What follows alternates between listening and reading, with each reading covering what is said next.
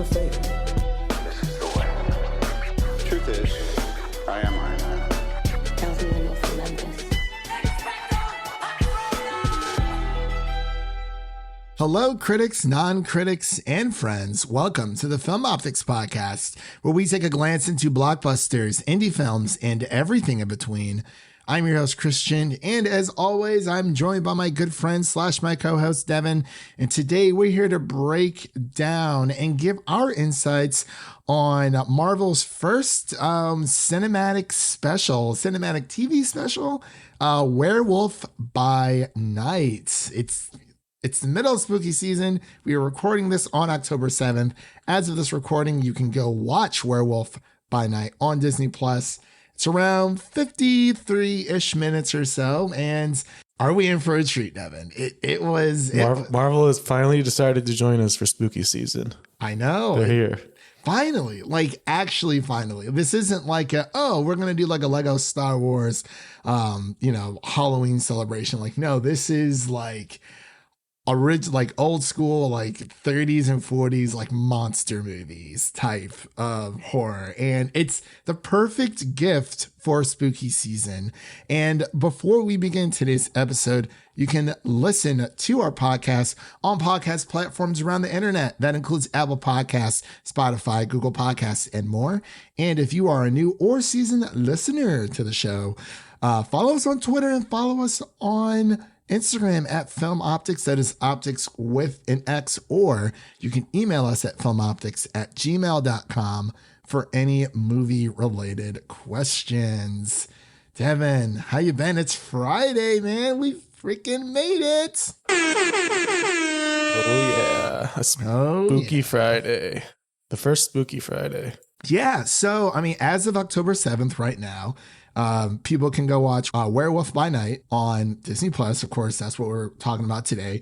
They can watch The Midnight Club, a 10-episode series by Mike Flanagan and Leah Fong that is streaming on Netflix. And you can watch Hellraiser that's on Hulu. That may be more for the adult listeners out there, but... Speaking of adult, I'm actually going to see a movie tonight called Terrifier 2, which is a very... very gnarly slasher movie. The first one was on Netflix. It was on Netflix at one point. I remember watching it when it first came out. It's just super, super gory slasher movie with a killer clown. So I'm excited. I think I saw that on Flixster. I think I saw that on my app today because I was seeing what came out in theaters this weekend, and Amsterdam comes out this weekend, as well as something else, and I'm blanking on the name. But I think Amsterdam is the one, the big, or not blockbuster, but I guess more of an indie film. Yeah, that's coming out this weekend. But yeah, as we are recording this, we've both watched Werewolf by Night. I myself have actually watched it twice because I enjoyed it so much. So the way we're going to kind of just break this down, we're going to get to our initial reactions. And then we're going to get into, if there's a few spoilers, we're going to kind of feel our way around this episode. But if we do get into spoilers for this episode, we'll definitely let you know. Just give it a watch. It's under an hour. It's super easy. It's very, very easy. We're just giving our thoughts here today because we're in the midst of spooky season and it's finally the second weekend of October. So Devin, are you ready to dive into this review? Let's do it. Let's transform. Let's transform. All right, ladies and gentlemen, we'll be right back after this introduction to Werewolf by Night. This Halloween, you can't escape the shock, the terror of Werewolf by Night. Tonight, it is every hunter for themselves. Good luck. I'll be rotting for you. But one of you is a monster, masquerading as one of our own. I can't wait to find out what breed of evil you are.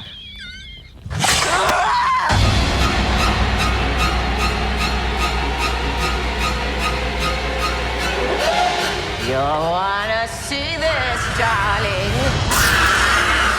Please don't do this. Death is coming for you!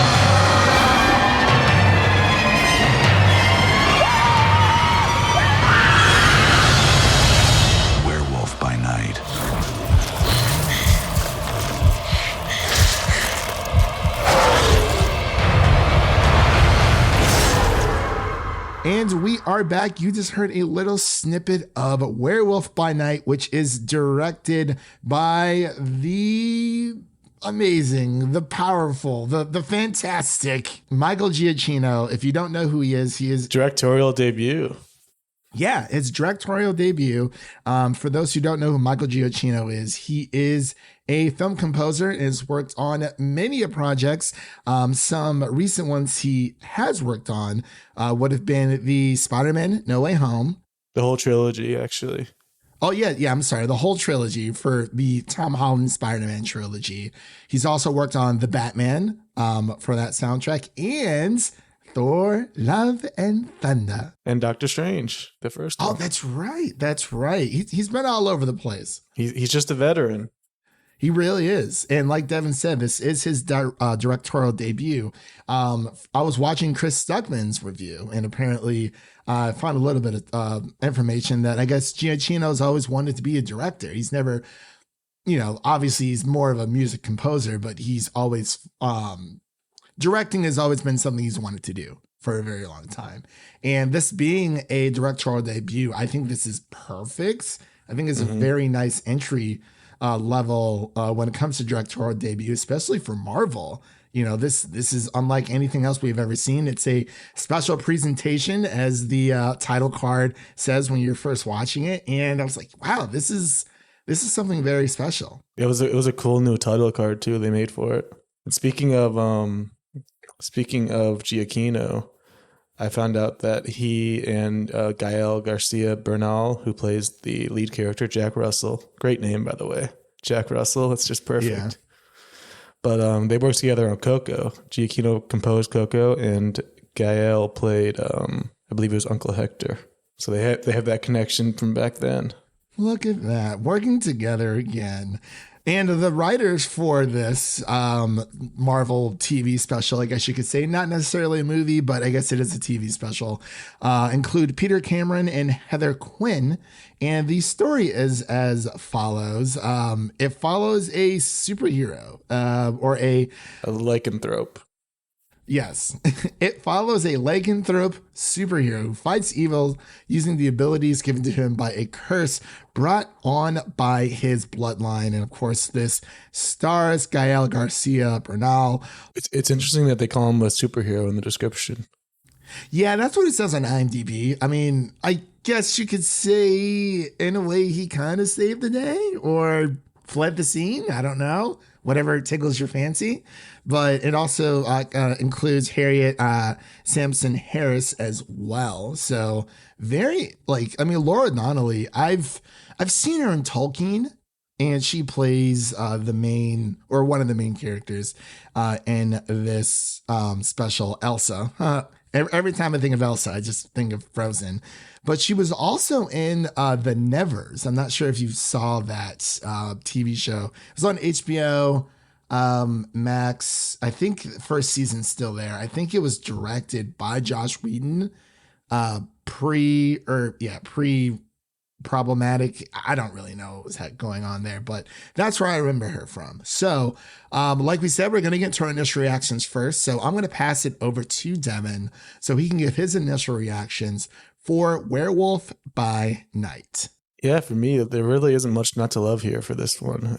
It's short and sweet, under an hour it clocks in at, and you just get a lot of great stylistic, just kind of old school horror and some cool action, and just some great storytelling overall. You get a nice kind of twist in the middle there with what the intentions are of these characters.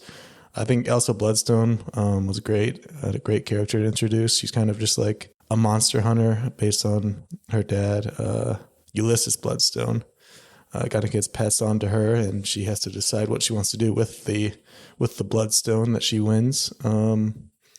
It's just great to see. It's all black and white, and you get the red from the Bloodstone and some of the blood. Very WandaVision-esque, and obviously others before that. But I really like some of the fight choreography they had in this one, specifically with Elsa Bloodstone scenes.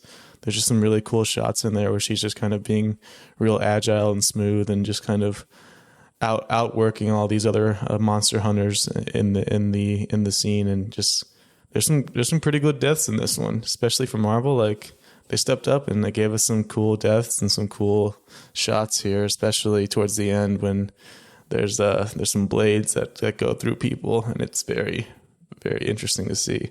It's actually TV-14, so Marvel's actually moving on up.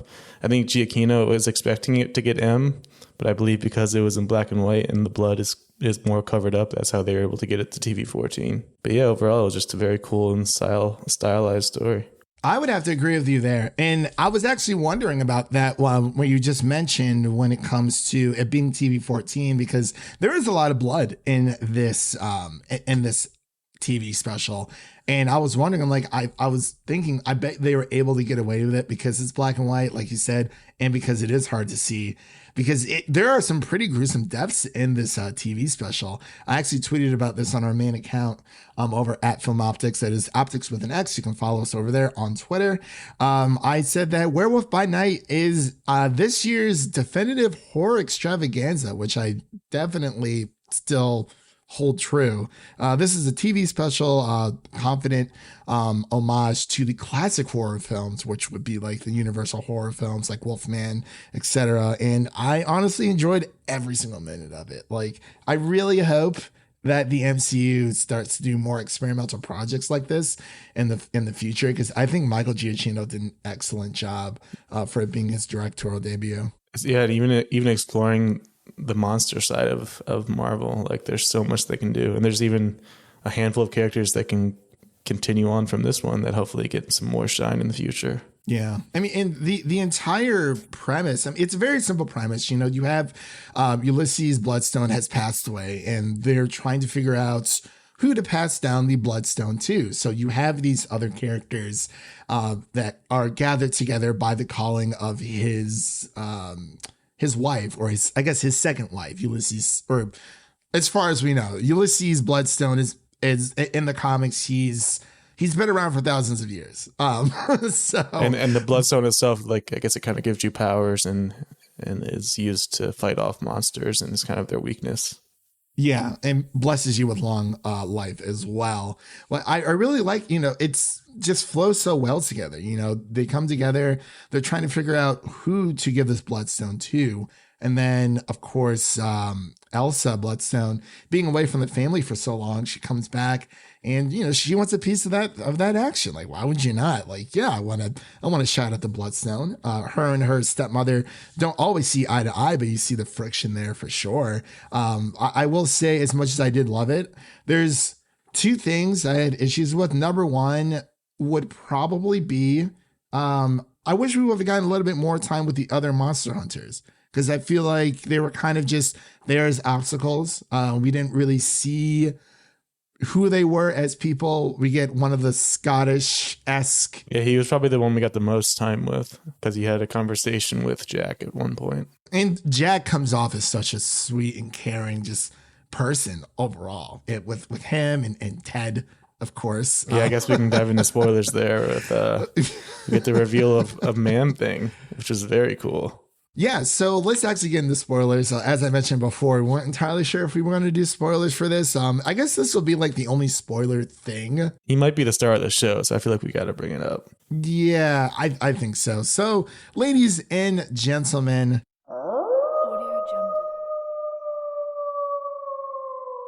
that is your first spoiler warning for Werewolf by Night again.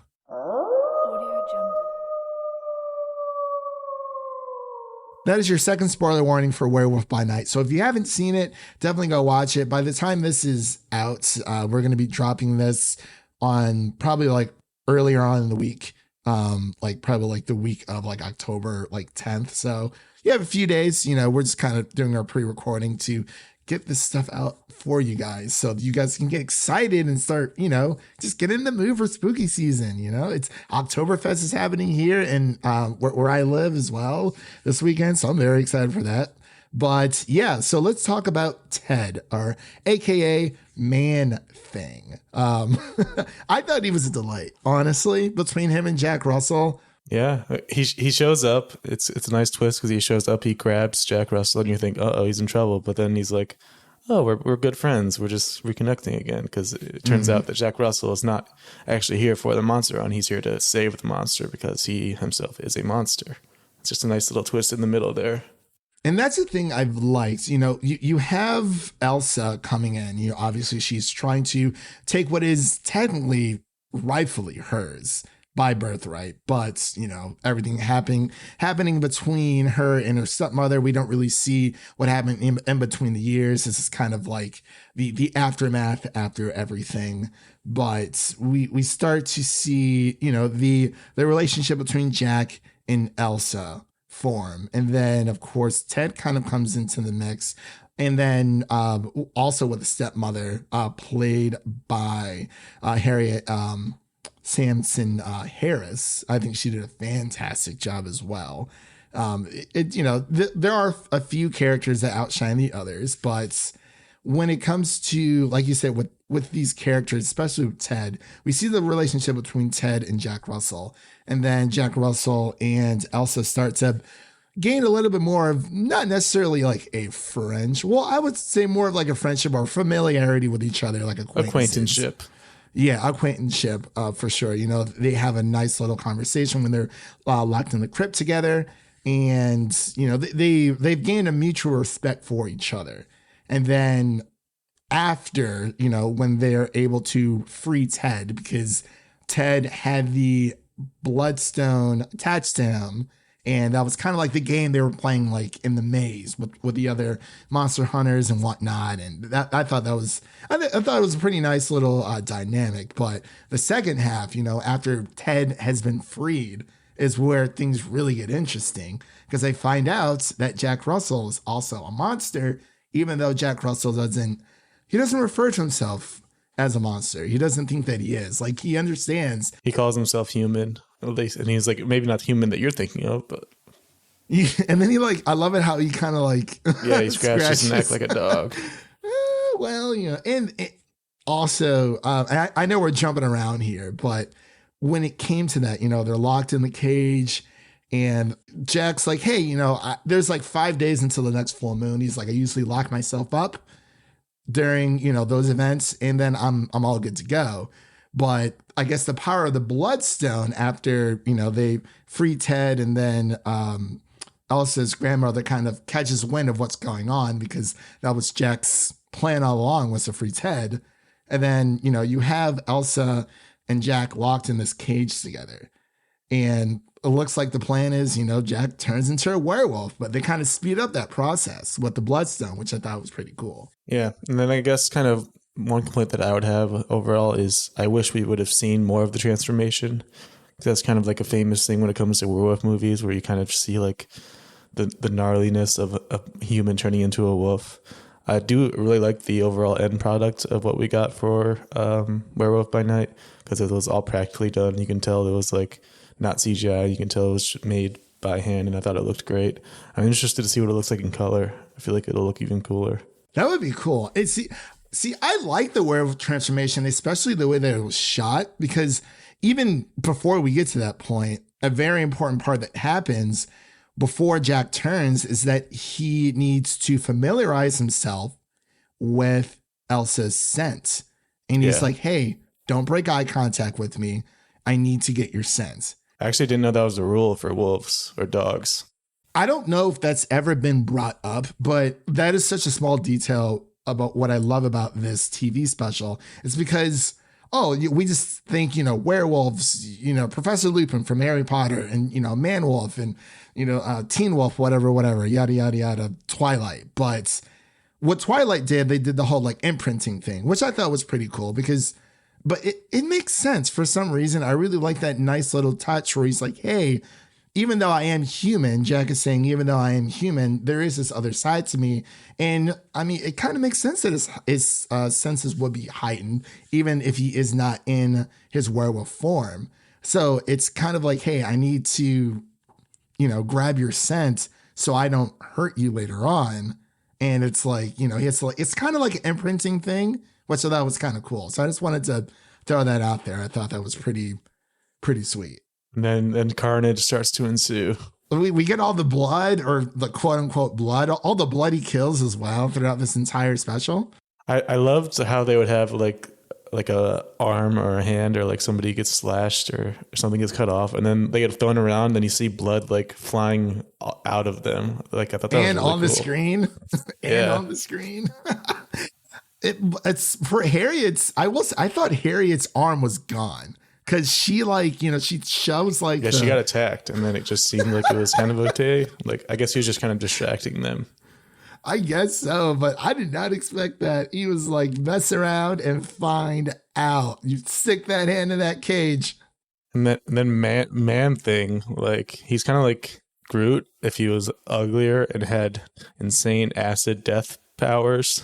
Like he's a very interesting character. Apparently he'll only kill you if he senses that you are have fear. Like that's why. All right, and maybe not kill, but I think only that acid comes out when he senses fear. So that's why the acid was hitting those people hard.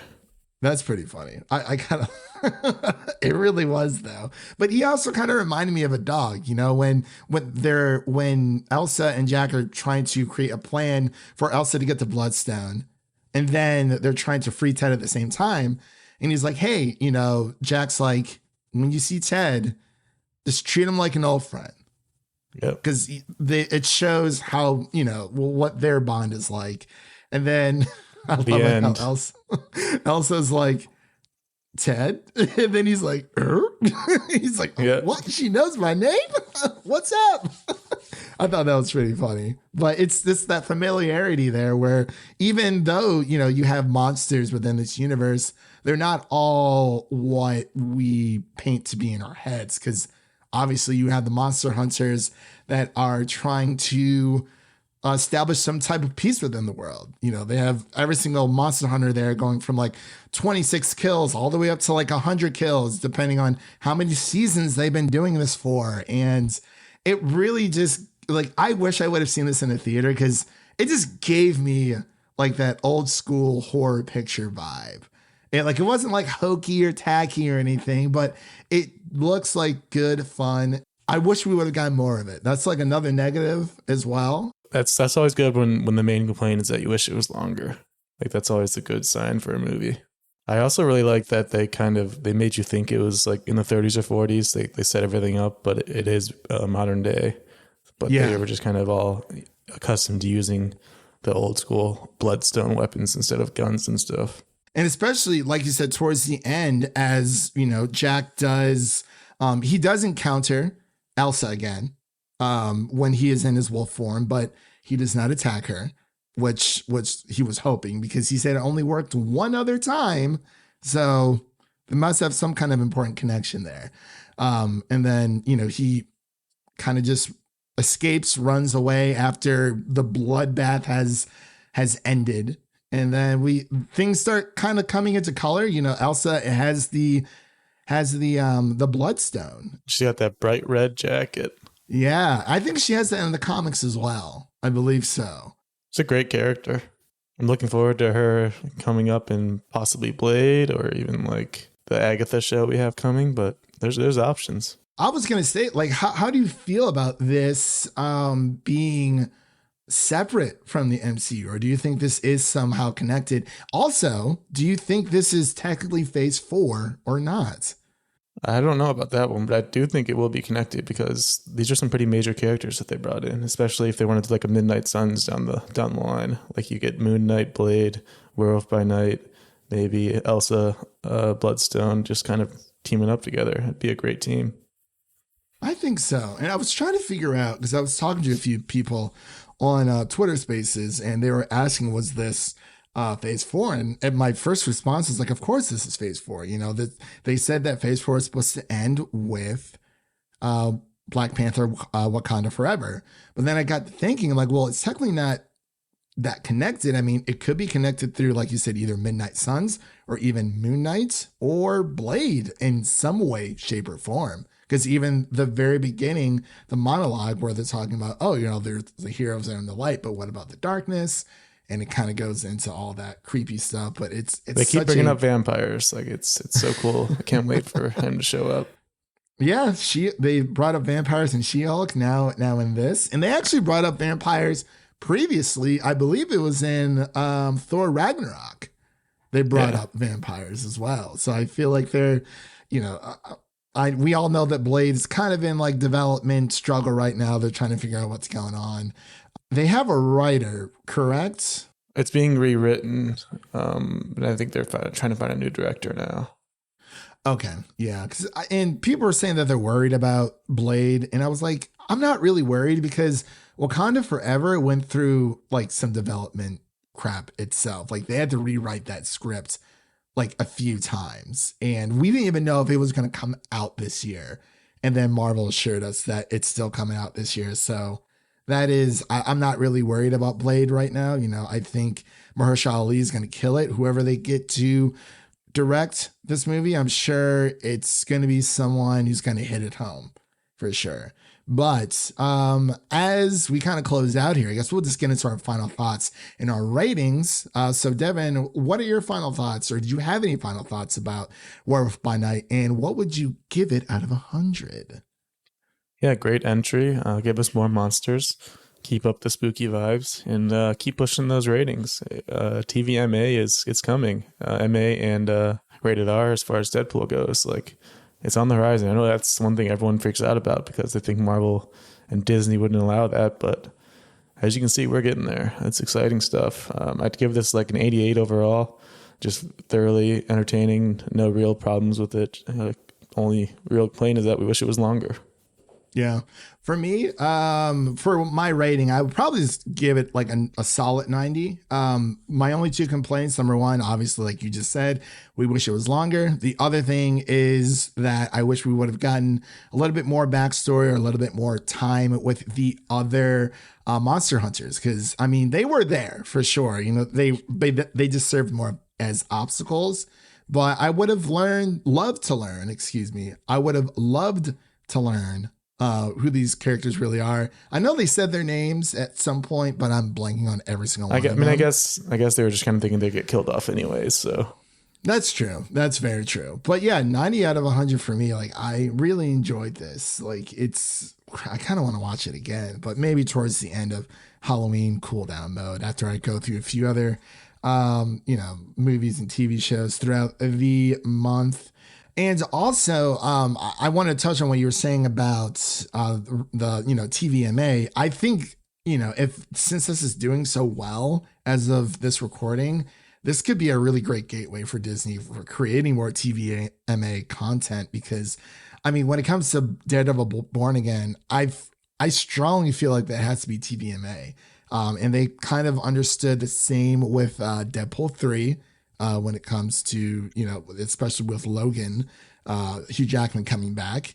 And I really hope that this is more of a starter gateway for more mature content. Like, don't get me wrong, I love Disney, but sometimes I want something a little bit more up to my speed for us adult fans out there. It's the perfect place for kids, but sometimes I feel like they can hinder a few things. So if they had, give us more of like a mixture of like if you look at what's on HBO Max or even like Netflix, like they have like, the kiddiest of kid things. And then they have, things like Stranger Things, Dahmer, Midnight Club, which is out this weekend, by the way, go watch it. And, Haunting of Hill House, Midnight Mass, et cetera, et cetera. So I feel like Disney does need to expand their catalog when it comes to that. I kind of understand that, some of that stuff's on Hulu, but that's 2 separate streaming services right now.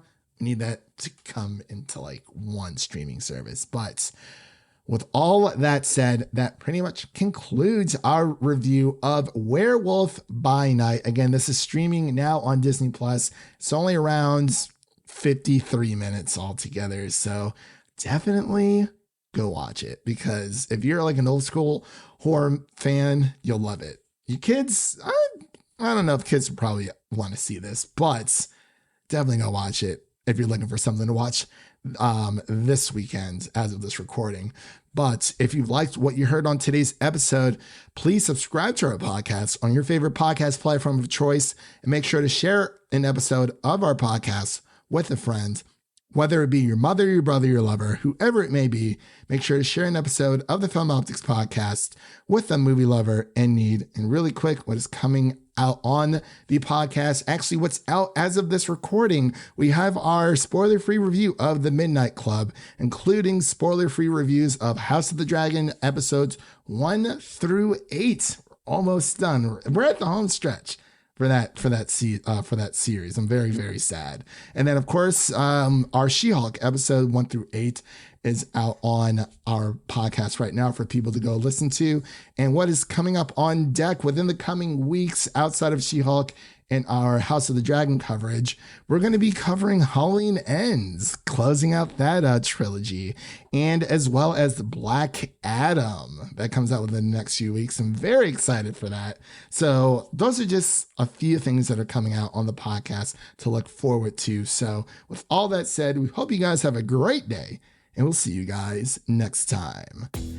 And that's a wrap for today. Thank you all for listening. And if you enjoy the show, leave us a 5-star rating and review on Apple Podcasts and Spotify, and follow us on Twitter and Instagram to stay in the know.